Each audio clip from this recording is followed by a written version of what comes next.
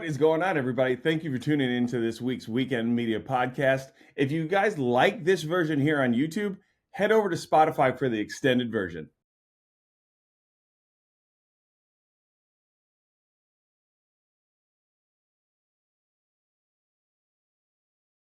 What is going on, everyone? The Weekend Media Podcast is back. I am your host, Jordan Wheeler, and with me, as always, my ride or die on this podcast, Mr.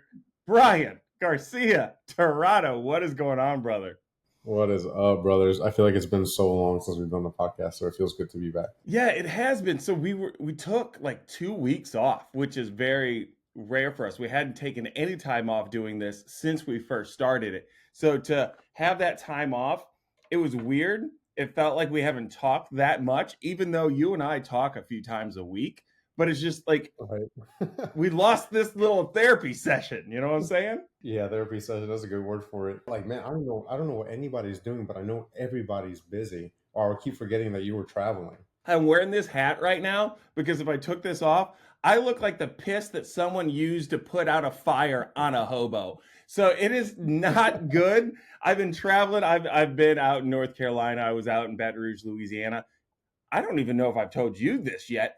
I'm going to be going out to Seattle next week. And then from there, I'm heading down to Sacramento. And then I'm heading over to North Carolina. From there, I'm heading to Nashville. After that, down to Ponies and the Smokies. Out of this month, I have 16 days that are already scheduled for events and trips. It's nuts. Wow, I had no idea. I know that you've been doing a lot of your side work, and then you've got events coming up as well. So you're going to be a busy man as well. So it was the kickoff of the Lonestar Rallycross season, and went out there. Plan was to go into modified. Started talking to Brian and Kevin. You said yes. Lonestar Drift. I'm pretty sure I said Lonestar Rally. Bro, rewind it. You said Lonestar Drift. Rewind it while we're playing it, but trust me, I said it correct. And if I didn't, through the magic of editing, I'll say it correct. But anyways, so we're out there at Lonestar Rallycross, which I said originally, and Brianne and Kevin told me, hey, just go into P4, prepared for. It's the midway point between the two. The guy who won last year's championship apparently has been dominating that bracket for years as well. So I'm like, you know what? Forget it. Let's just go for it. So right off the rip, dude, it was insane. The last year's champion off the first lap was in first place. I was behind him by 0.2 seconds, and Cassandra was behind me by 0.02 seconds. And that is how the entire day went, bro. It was just back and forth, back and forth. And then I got into this mess where I was hitting cones, and I'm like, dude, I'm done for. I'm absolutely done for.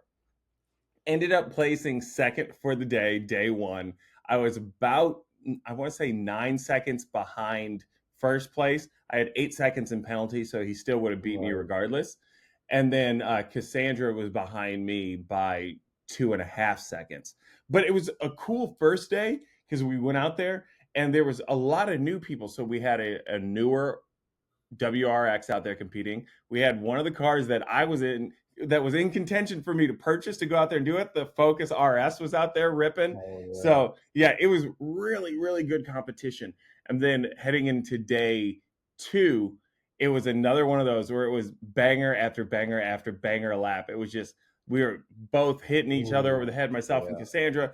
And I think between first, second, and third, we were all separated within like 5 seconds of one another. It was insane. She ended up beating me. I placed second again. She ended up beating me by 1.2 seconds. So I had been doing consistent lap times, and I thought I had built a gap. And I turned to Ethan, my co-driver, and I said, hey, I think we got a decent gap. I want to try something different this time. And I did that different thing, and it did not pay off. And I screwed up my lap time, and that is what lost me the race. But hey, that's racing, and that's how things go down sometimes, you know? I mean, not just that. I mean, it's also now you have the experience, right? Yep. This is only your second season. Look at me giving you advice, but then when I go drifting, I beat myself up. It's experience now, right? So that's good, though. Also, you got new wheels and tires, right? Yeah, so it came, I went out there and I felt like it was a whole new car. You know, you and I had wrapped the vehicle a few weeks ago. I did the pro lift kit there from Ibach on the car, so we had about an inch all the way around. And then I got some 1552 wheels from somebody off of Facebook Marketplace. Got some I snow still haven't seen them. tires. Oh yeah, you haven't. Trust me, they look fantastic. So I got Yeah. these wheels. They were white. I ended up painting them bronze, so they look so freaking sick, dude. Okay. And then I get these snow tires off of Facebook Marketplace. Got 4 tires for $200. Dudes are mounting them. One of them had a bubble in it, so I could not use that tire. I took the other three. Was trying to find one more snow tire, could not find it. There was one place that had one brand new, but they wanted $377 for that one tire that is in Texas that you won't be able to effing sell ever. But Well, hey, you're in whatever. Houston. You're in Yes, Houston, Bubba. You're not selling snow tires. You're selling rubber band tires. exactly. So You want three it's hundred whatever. dollars? Yeah, 377 for one freaking tire. I was like, they can eat it from the backside. And I was just like, what the heck? So we ended up going out there day one. Ethan had suggested it to me prior to heading out there. He wasn't with me on day one. He said, run it in 30/70 like we did last time. We were getting good grip, put those tires in the back. So I tried it, got really good launches, got good speed coming out of the corners, but I was pushing hard through the corner. I had Mm-hmm. understeer. So I ended up day two, Ethan came out there with me. We slapped him on the front. Dude, every corner we dove into, the minute I turned that wheel and gave it gas, it yanked me right out of that freaking corner. That's So sick, dude. it was insane. So I know having the full set is going to be great, but I am still looking at a few other sets of wheels that I had sent you because they have performance tires on there, and I'm thinking, you know what, if I can pick these up for a deal, they already got tires on them, and then we can change out the setup because day one and two, it was very, very dusty out there. But if I were to run somewhere like I do here in Houston, where it's more damp, I feel Mm-hmm. like, you know, it'd help to be able to have the snow tires there and then the traction tires out there on the solid stuff. So, Okay. you know, we're going to be messing with some stuff. Yeah. So let me ask you, snow tires. Is it common to use snow tires in Rallycross? It is for some people that are trying to get extra grip, especially too if you're running all-wheel drive. There are a lot of guys out there that just run performance tires, but what Okay. I found is in the softer stuff, or when it's really, really dusty, because there were some areas out there that it was just really breaking up, that it pulled me out of those corners and gave me the grip that I needed that I didn't have with Okay. the standard tires that I would run because I would drift out a little bit more. Now there were some areas on day two in the afternoon that really got hard packed in there, and it was like running on tarmac. So I was losing a little bit of grip in those areas. So it's the tire game, man. Playing with tire pressures, tire Yeah. compounds. It's no different really. So yeah, it's going to be a fun season now that we're starting to mess with stuff like that, and we're starting to really really get competitive. And I know that sounds funny me saying this now, considering I won the championship last year. But I think my main focus last year was just going out there and having fun. Now I want to have fun and I want to win because I got a taste of it. I don't know, man. People say go out there and have fun, and I've always had an issue with just kind of like letting loose and having fun. Because when I started my hobby of racing, I it was from nothing to Optimal Ultimate Street Card. That's how I started. So from the get go, I was like, no, I got to be good. I got to put points on the board. I got to put points on the board. And my first Optima, I scored dead last in autocross. I was the last dude putting points up. I've had a lot of fun with the drifting, but also, I want to get to competition because when you do ride-alongs and you're next to that other car, that's it's fun hauling ass and being solo. But when you can chase somebody down and door them, like that's the level I'm trying to get to. You know what I mean? Oh, I know, and Wow, it's one of those things that being out there with you guys now makes me kind of miss that aspect of it. But I'm really feeling that void right now with Rallycross, and I'm really, really looking forward to the day that I start stepping out there and doing stage rallies because for me that's the ultimate goal. I've said it before here on the podcast. I want to do 100 Acre Wood just once. just once. If I can do that, No, I don't need to be a pro. I'm 44 years old. I want to go out there and have fun. I want to give people ride-alongs. I want to help grow these sports so more people want to go in there and do it. I want to set it up for my son, your son, everybody's sons and daughters. But I just want to go out there and have fun, but say that I did it once. No, yeah, I 100% agree with that. And Ashley and I always talk about this. Like, is Gabe going to be into cars, into motorsports? And I told her, I think just with like nature versus nurture, he's going to get like nurtured into it. You saw him at the last event. He was dancing his butt off. He was saying drift car, daddy's Mustang. I think he's just, because of us going to this and doing this, he's just going to, it's in his blood. Like, just can't avoid it. So yeah, I would like for him to grow into it and have the opportunity to do it as well. And I could be his coach, his mentor until he spreads his wings and takes off. Hey, you know what? It's one of those things that you just got to get them started young. And then the thing too is with your son being as young as he is, you can get him into go-karting and all that stuff and see if he has that love there for him, or if he's going to lose that and be like, you know what, Dad, I got some other things I want to do. Maybe he's going to be into art or whatever, sports or whatever the other thing is. But it's with my kids, I didn't try to push them into it, but I made sure that they were exposed to it. And Luis and I always wanted to make sure they were exposed to everything. That way they could see what they like. Early on, Ethan loved taking photos of cars, but he would get like right up on them and start taking pictures of like the emblems.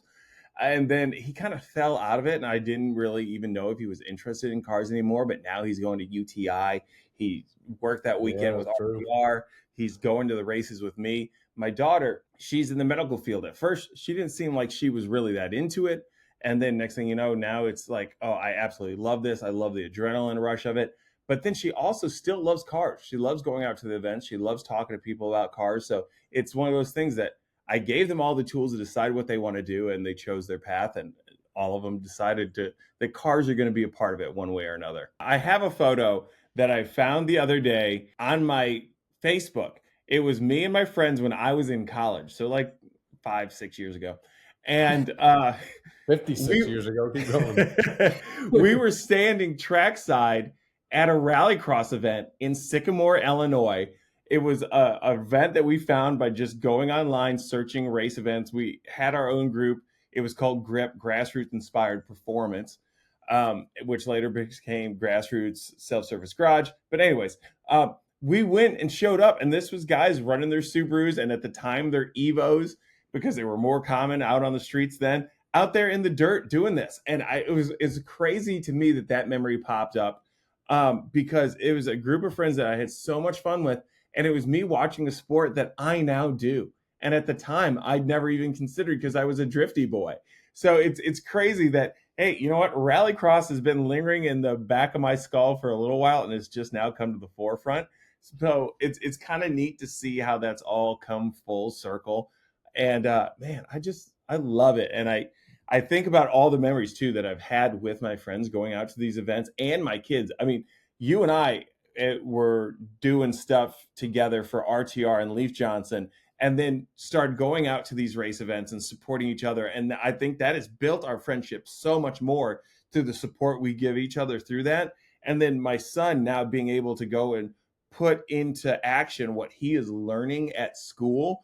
It's really cool to see all of that and the bonding. And, you had mentioned before, Ashley making the peanut butter and jelly sandwiches. I mean, it brought the whole family out there. It brought Isaac's mom out there, which we got to say, thank you, God, for all of that stuff. So it's like just everything that's going on. It's a cool way to go out there and bond with your friends and have a lot of fun.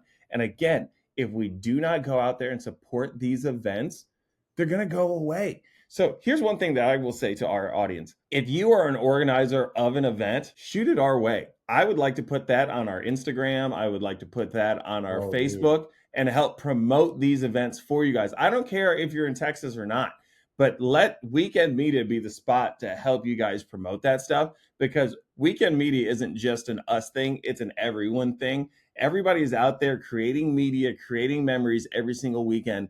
And we need to help you guys do that too in your area. So shoot that stuff our way. We'll post it on our Facebook and Instagram. And I think that there's just so much room to grow from a spectator standpoint and an involvement standpoint to get more and more people out there.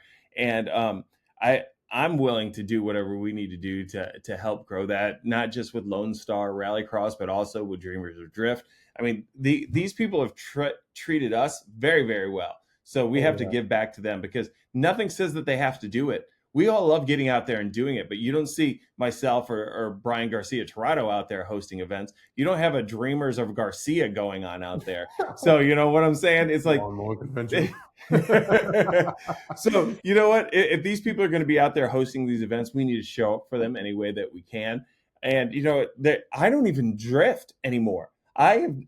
Dude, I don't think I've actually gone and paid to drift in at least, God, 10 years maybe. It's been a while. It's been a while. Well, no, I started when I was still drifting when I was with the RTR. So I mean, it's been at least 6 years. Let's say 6 years. But it's been nice going out there though, supporting you and supporting Isaac and Dreamers of Drift, and just talking to other guys that are out there. Or when we're standing trackside, there'll be people asking questions, and just we turn to them and we start answering those questions for you. Our pits are hopping when we're there, dude. Bro. There are people coming up asking you questions, asking Isaac questions, myself questions, and we're there to answer all of that. Actually, dude, the amount of spectators that came up that were so surprised that we were taking the time to talk to them. I think I told you this at one point. I was like, bro, these people are coming up to us like we're already professionals. And I just learned how to link the track today. And I was telling these people straight up. They were like, dude, we see you out there. You're so good. I was like, are you sure you're seeing the same thing that I'm seeing? And I would tell them, I just learned how to do that today, dude. And they're like, no, you're lying. No, I'm not lying. I'm being completely honest with you. But those are the type of people that are going to end up following you through your career now, because they saw you then and they know what that means to you. And the one thing that I tell people all the time, and you can see at events like FD or the Mustang Week or what have you, the reason people gravitate to RTR is because of the people. Ben, Vaughn, James, so approachable, willing to take the time to talk to people. And not everybody does that, you know? And that's not saying anything about anybody in particular in drifting, but like if your experience before is you maybe went to a NASCAR event or you went to a F1, you don't get that. You know, I mean, I will say when I got into racing, to find people like you and I was very rare. I got a lot of backlash in the beginning. And I think now that I know what that feels like when new people come up, I don't do that, because everyone's hungry for the knowledge. And I get that, right? Some people don't want to give away their secrets or whatever. But I really believe in the Gary Vee rule. You can tell it to the whole world, and 95% of the people aren't even going to attempt what you tell them. I go with a more friendly approach, not what I received when I first started. Yeah, and you and I have talked about this before. One of my favorite quotes from Dwayne "The Rock" Johnson is, "It's nice to be important, but it's more important to be nice." It helps to extend that hand to someone and say, hey, come on in. Let me show you what we're out there doing, and help grow that sport, help bring in that fan base, get people interested, not just in what you're doing, but in the sport in general. And what we do at these events, anybody could do what we are doing. I'm not even gonna lie. But the fact is, not everybody wants to, or everybody sees the benefit in it. But by us making our pit area a place where people want to come and hang out, it makes them approachable. It makes them want to learn about it. It makes them want to come back to these events. One day, we're all going to be looking back at this and saying, God dang, man, that was a super fun time in our lives that we're never going to be able to repeat. Yeah, dude. Damn, that's kind of deep. Yeah, I know, right? No, Jesus that was deep, dude. Yeah, when you look at it that way, I mean, yeah, we've been having a lot of fun together, and these are, dang, that was some perspective for me, bro. You know? Hey, tomorrow's not promised. I got a story for you. Yeah. Tomorrow's not promised, and I really do cherish these track days, and now more than ever. Yeah, dude. You had quite the experience that happened just last weekend while I was out there celebrating my birthday and ripping around track. You were ripping down the block. Hey, how about you just go ahead and tell the story? Yeah, so I was doing some freelance work. I was doing some side work at the Dallas K. Bailey Hutchinson convention center. And I've been there before. I was just there for the big auto show. That's where I got the photos of the Ram RHO and all that stuff. And it was a big cheer competition. The NCA national or international cheer competition, over 50,000 people in this convention center from the stadium all the way to F Hall. This place is humongous. I have never seen anything like that. And when I walked in, I was like, what the? This is like, you think SEMA's overwhelming? Bro, this was crazy. The amount of people was crazy. And it's so loud because it's like A hall, full blown stage with full blown bleachers, and then like a divider, B hall, full blown stage, full blown, like it's just all the way down.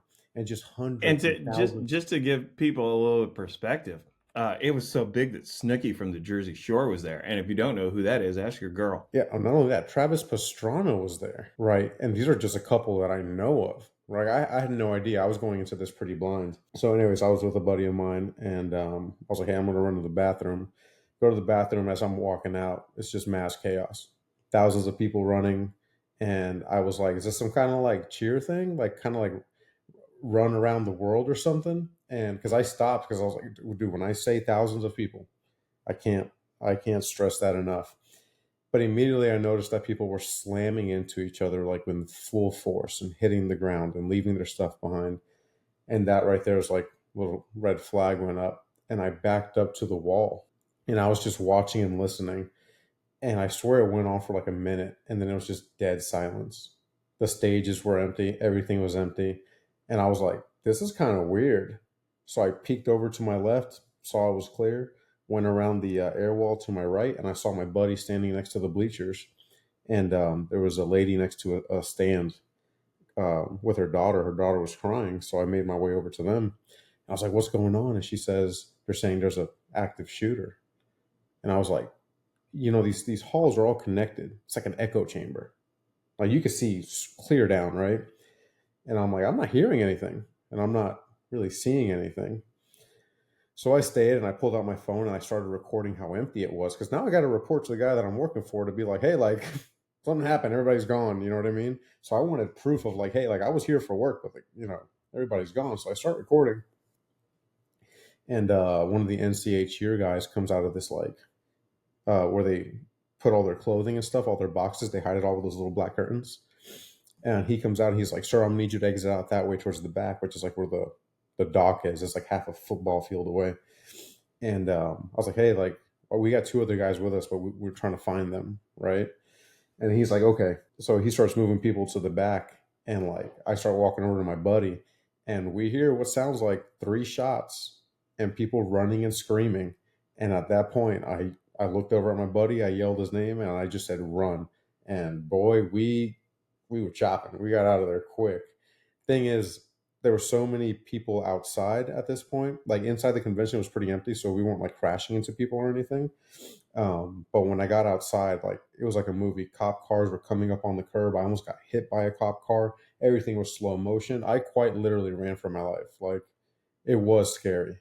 And I like stopped for like a quick second and I saw all the people around me, and all I could think like, bro, this is a mass shooter. There's mass people here. And I kept running. Dude, we collectively ran about 5 blocks away, myself and my buddy. And then we were like, we need to find the other 2 people we're working with. So we have, like the Life 360 app. We're trying to use it. Cell phone service is down. And we're like, one of the people working with us was a girl, and my buddy was able to get a hold of her, and it was cutting in and out, and she was just sobbing. And we're like, okay, but like, are you okay? But you can't hear it. It was just absolutely terrifying. So finally we're sitting down and we're like, hey, like if they went out the back, let's just go around the long way towards the back of the convention center and see if, we can get a hold of them. So we like literally are traversing around the city, cop cars everywhere, cheerleaders everywhere, people crying and sobbing. I mean, it was like what nightmares are freaking made of. So that was my weekend. They said no shooter. What do you call it? The competition went on the next day. Everybody was on high alert. There was police everywhere on the Sunday. There was gang units. I mean, they had this place on lock the second day. First of all, I just want to say that is got to be one of the scariest things in the world. Dallas police have said that there was not an active shooter According to them, there was a fight that broke out between two parents, which caused the mass chaos and confusion. That is a statement from the police. We're just giving you hand account of what Brian experienced there. I am just putting that out there so everybody knows what the police have issued out. But like we've said, for that to turn into what happened is a little bit odd. And you don't have to answer this, but like for you having been a person that has been in an active war zone, what was that like for you and your mental state in that time? Man, we kept talking about it for hours. I felt naked. That was like I felt helpless. That was the worst feeling. Bro, that was like we quite literally ran for our lives. Like I was like, there's nothing I can do. I'm in a hoodie and jeans and I have a camera. You know what I mean? And yeah, we dropped everything and dipped. Everything just gone. See ya. Yeah, we'll just leave it there. Yeah, it was freaking scary. That's all I'm gonna say. We know what the police said. There's tons of people on TikTok whose story matches verbatim our story in time and location. But at this point, we're just really glad nobody got hurt. Even you can kind of relate to some of the parents because you can hear that in their voice and see their faces as they were yelling for their daughter's name. Yeah. Like you can see the panic everywhere. And the one thing me and my buddy were talking about is like, the only thing we're really proud of is that, hey, in the beginning, we were very calm. We just continued assessing the situation. Some girls that were hurt, we got ice for them out of like a soda machine, right? So they can put ice on their knees or whatever it was. But it was, again, once we heard what we heard, it was like we locked eyes with each other and we were like, see ya. And the thing too is, regardless of what anyone believes caused it, there's a true feeling of fear there that it isn't going to go away, regardless of what the explanation is. No, yeah, exactly. And when you see that many people flooding out of an area, I'm actually surprised more people weren't badly injured from just getting shoved, knocked to the ground, trampling, things like that. You could hear stories like this. So the fact that there weren't more people seriously injured, I think, thank God, because it could have been a lot worse. Yeah. I didn't even know this, dude. Like, again, like looking back, and cell phone service went down. We're trying to pull up news. We can't. It's just everyone's trying to call and look for their kids and their family members. But I'd end up finding footage of people running across the freeway because, the convention center is so big. Mm-hmm. And I'm like, bro, like that is crazy. I mean, so many videos that, surfaced from this. But again, I wasn't part of that first wave. I think that would have been almost even scarier because it was thousands of people, right? Yeah. Like when we ran, it was really empty. And I think we got lucky in that sense. But I also felt like we overstayed our welcome, if you know what I mean. But yeah, our guys were totally fine. Everybody was safe. We finished what we had to do, but there was definitely this like downness to the second day. But the cheerleaders, I mean, again, this goes from like 8-year-olds like all the way to college level. Like there's all these teams across the United States. Like I had no idea. I almost feel like cheer is bigger than drifting. Oh, I'm sure that it is, dude. I am sure that it is. Right? I mean, especially too in Texas. Come on, man. I mean, and they do another one in Orlando and Disney. Again, this is my first time, and I was like, there's all these worlds we don't even know about. And I asked somebody, I was like, is there famous people here? And they're like, oh yeah, there's cheer so and so and so and so. And I was like, wow, that's their Adam LZ, Yeah, it's the same. We've talked about this before. You don't know who is famous within a world that you're not within their orbit. You've said people out there don't know who Brad Pitt is. There's people out there that these cheer people are their cheer gods. Bro, so that is there. Exactly. Was there. Okay. Travis Pastrana was there. Oh, you know what I'm saying? Like, it's huge. It's a huge thing.